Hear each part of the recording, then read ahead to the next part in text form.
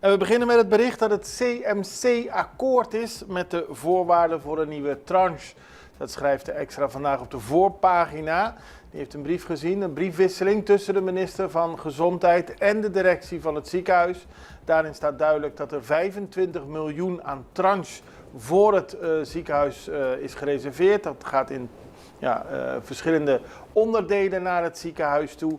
En nu is er een akkoord over de voorwaarden, dus er zal geld overgemaakt worden.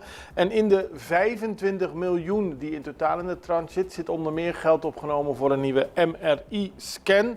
En de minister laat weten dat hij blij is dat het ziekenhuis een dergelijke scan gaat aanschaffen. Verder laat hij weten het belangrijk te vinden dat hij elke 2 maanden wordt geïnformeerd over de voortgang van de implementatie van de efficiëntiemaatregelen. Als hij niet op de hoogte wordt gehouden, heeft dat weer gevolgen voor een volgende tranche, aldus minister Silvania.